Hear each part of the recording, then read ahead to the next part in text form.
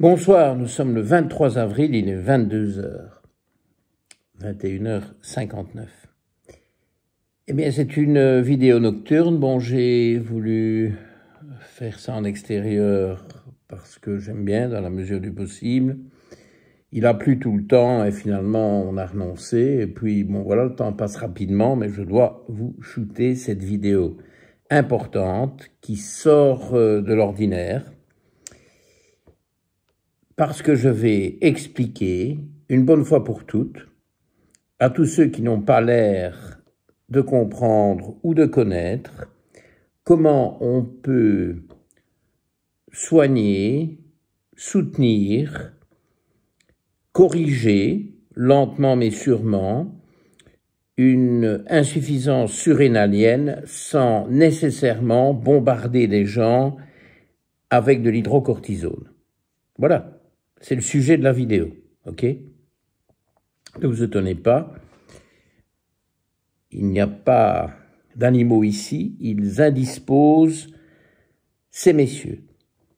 Voilà, apparemment, les animaux, c'est un signe de manque de virilité ou de gâtisme.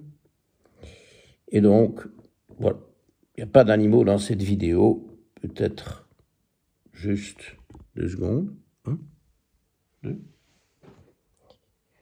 Mais ça indispose. Voilà, ça indispose. Mais il faut que je fasse passer mon message. Et comme on me dit que s'il y a des animaux, on n'écoute pas, eh bien, il n'y a pas d'animaux et on va écouter. Ok, on va bien écouter. On va bien écouter parce que cette hydrocortisone systématique pour tout qui se présente avec une baisse de l'activité surrénalienne, je trouve ça ridicule. Je répète ce que j'ai déjà dit, il y a des cas où c'est nécessaire. Moi, je ne le fais pas du tout. Pas fait depuis 1 an ou 2. Hein. Je ne dis pas qu'il n'y a pas des exceptions, mais bon, je ne me souviens même pas de qui. J'envoie à l'endocrinologue parce que quand c'est sévère, on peut soupçonner une maladie d'Addison, une atteinte auto-immune des glandes surrénales, un effondrement d'activité surrénalienne sévère. Ça nécessite une batterie d'examens, peut-être des échographies, voire une résonance magnétique nucléaire des surrénales, des tests particuliers, un test à la CTH, toutes choses que je ne fais pas en routine. Donc voilà, moi je m'arrête et j'envoie aux endocrinologues quand il faut l'hydrocortisone. Mais ça, ce sont les cas vraiment avancés, sévères et donc rares. En médecine fonctionnelle, je vous rappelle que je fais de la médecine fonctionnelle, pas de la médecine anti-âge, pas de l'hormonologie. Je ne fais pas de l'hormonologie, moi. Messieurs, dames, je ne fais pas de l'hormonologie, je fais de la médecine fonctionnelle où la diète importe. Et vous allez voir que la diète, je vais en reparler dans cette vidéo sur les surrénales d'ici très peu de temps. Mais avant d'en venir à la diète, commençons par le commencement. Donc, par principe, j'essaye d'éviter l'hydrocortisone et si j'estime que ça ferait du bien et que le cas est trop sévère, je passe la main. Ok, voilà, ça ce sont les bases de la discussion. Et donc, comment est-ce que je fais pour me passer l'hydrocortisone? Parce que je vous rappelle que l'hydrocortisone inhibe la fonction surrénalienne. Donc moi, renforcer une fonction surrénalienne en l'inhibant, eh ben, non merci. Non, merci.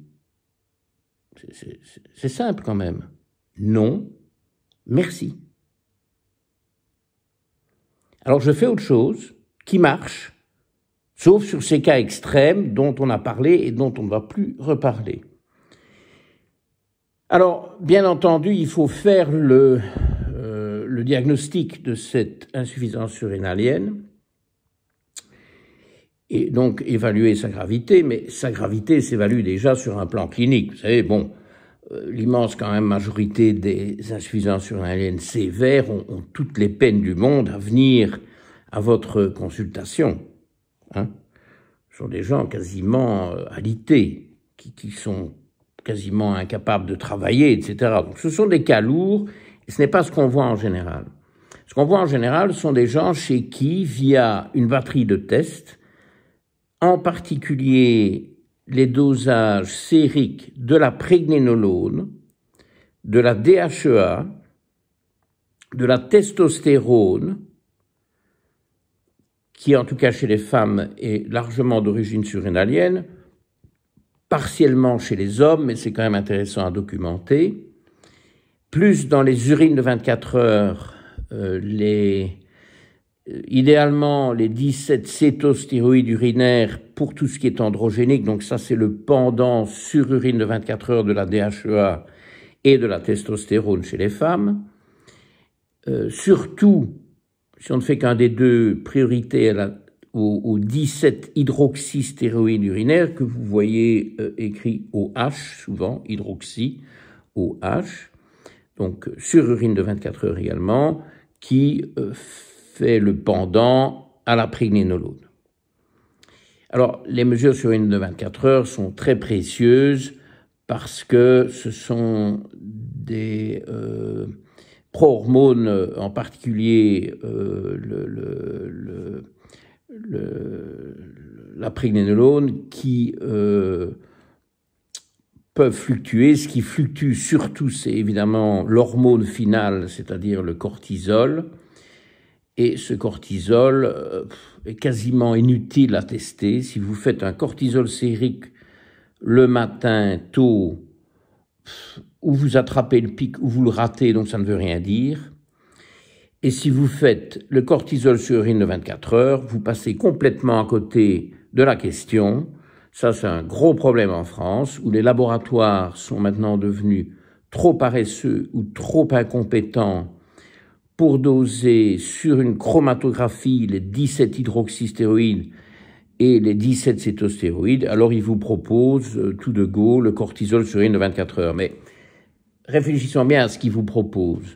Le cortisol sur urine de 24 heures est ce qui a échappé à la détoxification hépatique. Le cortisol doit être détoxifié par le foie. Ce sont des voies complexes qui donnent lieu à tout un tas de métabolites. Il y en a précisément 4 pour les 17 hydroxy, il y en a beaucoup plus pour les 17 cétos.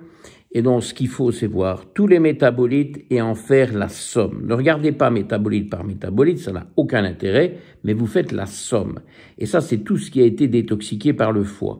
Quand on vous propose la cortisolurie sur urine de 24 heures, voire la cortisolurie sur échantillon aléatoire, ça ne veut rien dire. Le cortisol, c'est ce qui n'a pas été détoxiqué par le foie. Alors, quelle est la proportion qui a été détoxiquée par le foie et qui ne l'a pas été?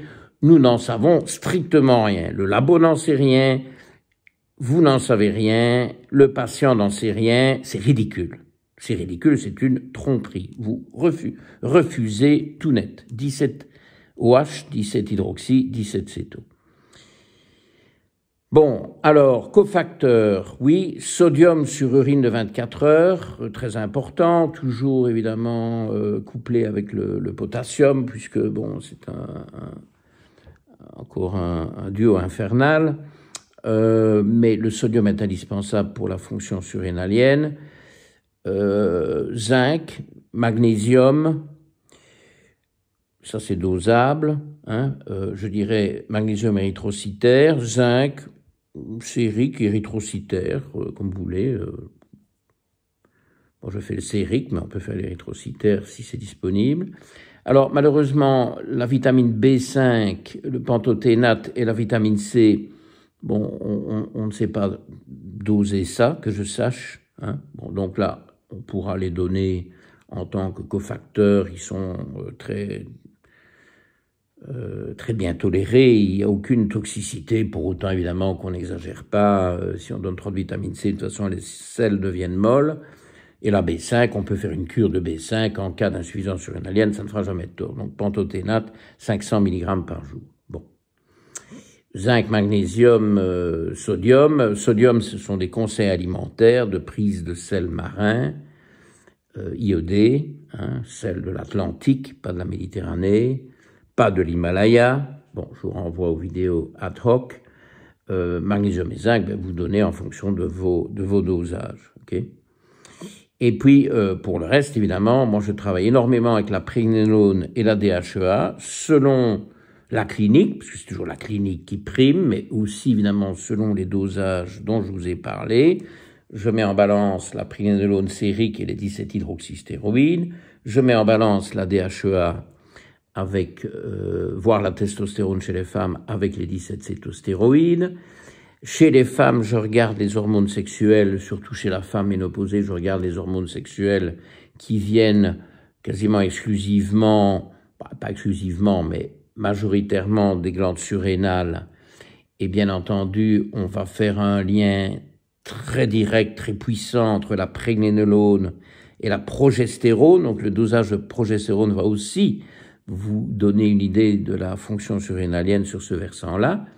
Le stradiol va donner un reflet nettement plus indirect, mais pas inutile, de la DHEA, puisqu'elle peut se convertir. Et d'ailleurs, il faut être prudent, parce que, je vous rappelle, je vous renvoie aux vidéos ad hoc, que dans le cas de ces femmes ménopausées, voire périménopausées, on ne veut pas voir le stradiol qui s'emballe au-delà de la progestérone. Donc, il faut aussi tenir compte de ces ratios-là pour déterminer des dosages de pregnénolone, en particulier, qui est protectrice puisqu'elle nourrit facilement, efficacement, la progestérone, qui est l'hormone non seulement antidote de l'œstradiol, donc protectrice vis-à-vis des cancers hormonaux, mais qui est aussi quand même l'hormone de la relaxation, de la sérénité, du bon sommeil, etc. Bon, donc, hautement désirable. Voilà. Et donc, voilà, maintenant, les dosages et tout ça, mais ça dépend des cas, je ne vais pas vous donner des dosages, mais je vais maintenant vous parler des raisons qui font que j'ai beaucoup de collègues qui n'y arrivent pas, et donc, peut-être qu'ils ont même essayé, ou qu'ils ont entendu d'autres qui ont essayé et qui se sont plantés, lamentablement, oui, ça arrive, hein, oui, et qui, donc, hop, en avant, hydrocortisone. Alors, évidemment, l'hydrocortisone va donner des résultats cliniques. Ça, c'est certain. Rapidement, immédiat. Donc, les patients sont contents. Mais on ne résout pas leurs problèmes. On remplace leur activité surrénalienne, on la substitue. Mais c'est pas du tout l'équivalent du traitement hormonal de substitution de la ménopause auquel je suis favorable et que je pratique à large échelle. Pas chez toutes les femmes, parce que chez certaines, j'estime qu'il y a trop de risques et là, je mets un flag rouge.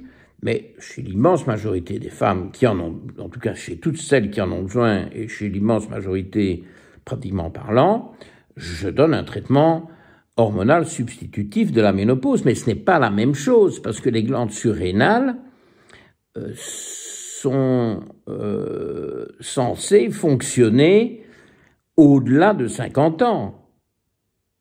Alors, elles déclinent peut-être un peu, il faut admettre une certaine baisse d'activité avec l'âge, mais une baisse toute relative. D'ailleurs, moi, je n'admets pas beaucoup de baisse, je veux bien un peu être plus light chez des patients très âgés, mais pas vraiment, hein. Je ne considère pas l'âge comme un paramètre vraiment intéressant, je m'en occupe en général peu. Et donc, pour la fonction surrénalienne, je ne veux pas donner un traitement hormonal substitutif du cortisol, sous forme d'hydrocortisone, sont des synonymes, je vous le rappelle, parce que ça bloque la fonction. Chez la femme ménopausée, quand vous donnez de l'œstradiol, de la progestérone bioidentique par voie transdermique, mais oui, ça bloque les ovaires, mais ils sont déjà bloqués, ils ne fonctionnent plus, ils sont hors service. On s'en fout de bloquer quelque chose qui est devenu inactif, mais les surrénales, ce n'est pas pareil, chers collègues. Les surrénales, on ne doit pas les bloquer avec de l'hydrocortisone. Et donc, on fait, comme je vous ai brièvement décrit. Ah oui, j'ai quand même oublié, bon, il faut, je suis parti des analyses et je vous ai donné les traitements correspondants, mais il y a des choses qu'on n'analyse pas, qui peuvent être utiles, comme l'ashwagandha, qui est un très bon adaptogène, que j'aime bien donner le soir. Enfin, parfois je le donne 2 fois par jour, mais je vais le donner le soir parce que c'est quand même, bon, le nom latin est Withania somnifera, donc oui, c'est quand même plutôt apaisant. L'ashwagandha améliore un peu la conversion T4, T3, donc c'est pas négligeable. Et puis il y a toutes les plantes adaptogènes, tous les ginseng et le thérocoque, etc. Bon, tout ça est le maca, tout ça est très bien, ok. Bon, et puis de toute façon j'ai des vidéos sur les surrénales où j'en parle, donc on va en rester là pour ce soir parce que je vais maintenant vous expliquer pourquoi ces traitements, comme je le pratique, n'ont pas eu de succès. Et c'est plutôt bon, mes collègues à qui j'ai enseigné ça et moi-même qui pratiquons ça avec succès. Ben oui, figurez-vous, oui quand même, hein, quoi qu'on en dise, hein, bon. Et alors pourquoi est-ce que les autres n'y sont pas arrivés? Ben écoutez, ce que j'ai constaté, qui est quand même assez significatif, c'est que la prescription type des pro-hormones surrénaliennes, donc je vous rappelle, pro-hormones, pregnénolone, DHEA sont des pro-hormones. Il n'y a pas de récepteur, quoi qu'on en dise. Il y aurait, paraît-il, un article qui supposerait qu'il y a des récepteurs à la DHEA dans le cerveau, mais l'article est introuvable. Bon, ok. Bon, bah écoutez, s'il n'y en a qu'un, c'est déjà un peu suspect, hein. Donc, il n'y a pas de récepteur à la pregnénolone, il n'y en a pas à la DHEA, ce qui veut dire qu'il n'y a pas d'effet rétrofeedback négatif, alors qu'il y en a un majeur avec l'hydrocortisone, et c'est là tout le problème. Et donc, ce que j'ai vu, moi, il y a déjà un certain temps, comme prescription de pro-hormones surrénaliennes, eh ben, c'est un 50-50, 50 mg de pregnénolone et 50 mg de DHEA. Moi, je ne donne pas facilement autant de DHEA, alors encore moins à une femme, un peu plus facilement à un homme. Il faut s'adapter aux symptômes, aux signes cliniques, aux doses, enfin au dosage sanguin plutôt. Il y a un tas de trucs qui interviennent. Quand la DHEA est effondrée, il y a une perte de pilosité, par exemple. Bon là, ça peut être un élément qui augmente les doses de DHEA. Et puis, bon, DHEA devient la testostérone, donc la libido joue, l'énergie. Donc tout ça joue dans les dosages, mais voir répétitivement, protocolairement, parce que moi je vois des protocoles que je hais. Protocolairement, je vois des machins, 50 mg de pregnénolone, 50 mg de DHEA. Eh ben, c'est trop de DHEA et c'est souvent trop peu de pregnénolone. On me dit ça ne marche pas. Ben oui, si vous donnez trop peu, ça marche pas. Hein, ça, je ne vais surprendre personne. Alors, ce que j'ai appris, parce que j'ai fait des recherches sur PubMed, vous pouvez les dupliquer, hein, c'est facile, c'est qu'en psychiatrie, on utilise énormément la pregnénolone parce que c'est un neurostéroïde très puissant, très intéressant, et on a des très bons résultats. Ce qui m'intéresse là-dedans, parce que je ne pratique pas la psychiatrie, c'est que ils utilisent effrontément des dosages de 500 mg qu'ils considèrent comme sûrs et dénués d'effets secondaires. Alors moi, je n'ai jamais donné 500 mg de ma vie, mais s'il faut que je monte ma dose de pregnénolone à 200 mg, en général, pas d'entrée de jeu, mais je peux donner 100 mg, et puis je vois que ça n'évolue pas suffisamment vite, eh bien on passe à 200 mg. Alors oui, ça va prendre du temps. Ah oui, ça va prendre du temps. Mais moi, les miracles en 3 jours, 3 semaines et 3 mois, je sais pertinemment bien que c'est du vent parce que il y a le retour du boomerang à 1 an, 2 ans, 3 ans, parce que ces miracles-là, c'est quand vous substituez. Et quand vous substituez, de nouveau, faisons exception des hormones sexuelles féminines de la ménopause, puisque là, on remplace des ovaires qui sont hors jeu. Bon, donc là, on ne fait de tort à rien. Mais, enfin, sauf si on surdose avec les risques de cancer du sein, je m'en suis longuement expliqué dans les vidéos ad hoc. Mais pour les surrénales, ben oui, on fait du tort puisqu'on bloque la fonction qu'on est censé améliorer. Est-ce que vous comprenez que ce n'est pas logique du tout, que c'est un paradoxe absolu? On ne doit pas bloquer quelque chose qu'on veut renforcer. Pour le renforcer, il va falloir du temps.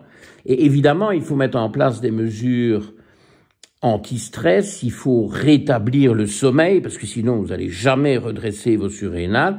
Pour redresser les surrénales sans hydrocortisone, qui de toute façon ne les redresse pas parce qu'elle les aggrave, il faut mettre tout un protocole, oui, c'est contagieux, hein, tout un processus, je disais pas protocole, je disais processus, tout un processus en place, et s'intéresser au sommeil, s'intéresser au rythme de vie, bon, tout ce qu'on peut faire pour améliorer le stress. Et il y a des thérapeutes et des médecins qui sont spécialisés là-dedans.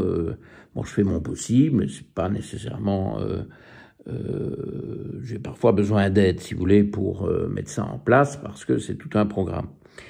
Et il va falloir du temps, mais on y arrive. Mais on y arrive. Et figurez-vous que quand on a de bonnes surrénales, on a une bonne testostérone. Parlons un peu de ma testostérone. Parce qu'on me dit, ah ben voilà, 70 ans, 65 ans, 70 ans, bon, c'est l'andropause qui commence, hein, etc. Il faut de la testostérone, sinon on est des larves. Eh bien, moi, je ne suis pas une larve, et je n'ai jamais pris de testostérone. Et j'ai une testostérone de quasiment 5000. Voilà, ça c'est moi. J'ai même ma date de naissance. Vous pouvez même souhaiter mon anniversaire. Bon, ce qui est bidon, parce qu'il y a Facebook, et c'est l'horreur, c'est le pire jour de l'année, ce jour-là, parce que je reçois 600 messages, ce qui n'est vraiment pas rigolo. Bon, mon adresse, tout le monde la connaît. On peut venir ici me harceler, hein, tant que vous y êtes. Et alors voilà, testostérone. Et alors, les normes, c'est 1500, 8000, mais c'est des normes pour tous les âges, donc bon, elles sont pas trop ventilées en fonction de l'âge, de ce que je peux comprendre. Et donc, je suis à 5000, quoi. Voilà. Je prends pas de testostérone. Je prends un peu de DHEA. Pour le moment, j'en prends plus, parce que j'en avais pris et maintenant j'ai assez. Et je prends de la pregnénolone. Voilà, qu'est-ce que vous voulez que je vous dise? Donc, je pense qu'il y a beaucoup d'échecs. Parce que on sous-dose la pregnénolone. Ce qui ne veut pas dire qu'il faut la surdoser. Hein, c'est pas ça que je vous ai dit de faire. Mais, soyez prudents. Mais, j'ai vu des prescriptions 10 mg de pregnénolone. Mais c'est une farce, ça. Ça, c'est placebo de chez placebo. Qui est-ce que vous allez me foutre à prescrire 10 mg de pregnénolone? Puis alors, vous allez me dire, ah, mais la pregnénolone, ça ne marche pas. Ben oui, alors combien que ça ne marche pas? Fallait peut-être donner 100 mg. OK? Et des prescriptions, parce que c'est pas un complément alimentaire, c'est une pro-hormone qui, en Europe, légalement, se donne sur prescription médicale via pharmacie, et pas importée par Internet illégalement des États-Unis. Et donc, sous-dosé, parfois on surdose la DHEA, ce qui amène tout un tas d'autres problèmes. On veut des résultats aussi rapidement qu'avec l'hydrocortisone, mais évidemment, ça ne va pas être le cas, parce que par principe, ce n'est pas possible et ce n'est pas sain. Vous ne pouvez pas faire des miracles de manière naturelle. Les miracles, c'est la chimie, mais c'est des miracles qui, à la fin du compte, coûtent cher.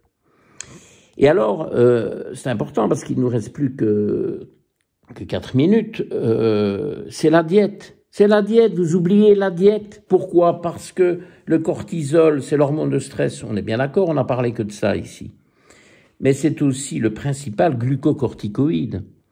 Donc pourquoi est-ce que ces traitements, ces tentatives de traitement avec la pregnénolone mal dosée capotent chez ceux qui l'ont essayé, et beaucoup du coup ne veulent même pas en entendre parler parce que dans la médecine anti-âge, la pregnénolone a attrapé une très mauvaise réputation d'inefficacité? Mais parce que vous ne faites pas attention à la diète, messieurs, dames. Pas du tout. Et vous préconisez des goûters sucrés, sous des prétextes totalement fallacieux, sans aucune justification scientifique sérieuse sur PubMed. De sombres histoires de sommeil, etc., à ces heures de foutaise. Parce que vous interdisez les protéines au souper. Mais alors, si vous interdisez les protéines au dernier repas, au dîner, si vous voulez, en France, souper en Belgique, forcément, ça va être quoi, ce dernier repas? Il va y avoir des pics de glucides. Ça va pas stabiliser la glycémie. Et puis, vous ne faites pas de jeûne intermittent, vous ne préconisez pas le jeûne intermittent, vous êtes contre. Et vous faites des petits déjeuners, et puis des collations, et puis des repas de midi, puis des goûters sucrés, puis des soupers sans protéines. Pourquoi pas encore un petit machin dans la soirée pour maintenir la glycémie, pour stabiliser la glycémie. Hein. C'est bien d'expliquer aux patients, mais oui, si, parce que c'est bien. 3 repas, 3 collations, vous allez stabiliser votre glycémie. Et ça détruit le cortisol qui est tout le temps en train de rattraper le coup pour stabiliser justement la glycémie. Chaque fois que la glycémie fait un pic, après ça chute, et c'est le cortisol en tant que glucocorticoïde majeur qui doit remonter le bazar. Catastrophe. Et donc, chez ces patients-là, ils sont pas capables de tenir un jeûne intermittent. Ils tremblent à 8 heures du matin quand ils n'ont pas eu à manger parce qu'ils ont une glycémie totalement déstabilisée et fluctuante. Et alors, pour couronner le tout, vous savez ce qu'ils font? Ils font leur HOMA. Et comme, il y a là-dedans des gens très motivés, très fit, entraînés sportivement, etc., ils ont une bonne insuline à jeun. Ils ont donc une bonne glycémie à jeun, une bonne insuline à jeun, leur index HOMA est bon. Ah oui, mais ils ne dosent pas l'hémoglobine glycosylée. Ah oui, et comme ça, toute leur instabilité glucidique passe inaperçue, indétectée, passe au bleu, hein, on peut utiliser l'expression bien connue. Et donc, si vous voulez, ça boucle la boucle. Pas d'HbA1c dosé alors qu'il y a beaucoup de prédiabétiques dans cette population qui fait toutes ces erreurs. Et les goûters glucidiques nourrissent le prédiabète en plein, à fond les manettes, des plages alimentaires beaucoup trop longues, incapacité de suivre un jeûne intermittent, et donc des surrénales agressées qu'il est alors impossible de corriger avec de la pregnénolone. Et qu'est-ce qu'on fait dans ces cas-là? Eh bien, on met une couche d'hydrocortisone et le tour est joué. Voilà, je vous ai expliqué pourquoi il y a ces échecs. Je suggère qu'on réfléchisse, qu'on remette ça en question et qu'on s'occupe un peu mieux des patients sans leur foutre en l'air leur fonction surrénalienne. Voilà. J'ai passé 28 minutes à vous expliquer ça. J'espère que ça portera ses fruits. Je le dis calmement, gentiment. Je n'agresse personne. Je ne fais pas d'hormonologie. Je ne fais pas de médecine anti-âge. Je vous explique tout ça dans le cadre de la médecine fonctionnelle. Et j'ai fait tout ça sans l'intervention d'animaux pour n'indisposer personne. OK ? Bonsoir, à vendredi prochain.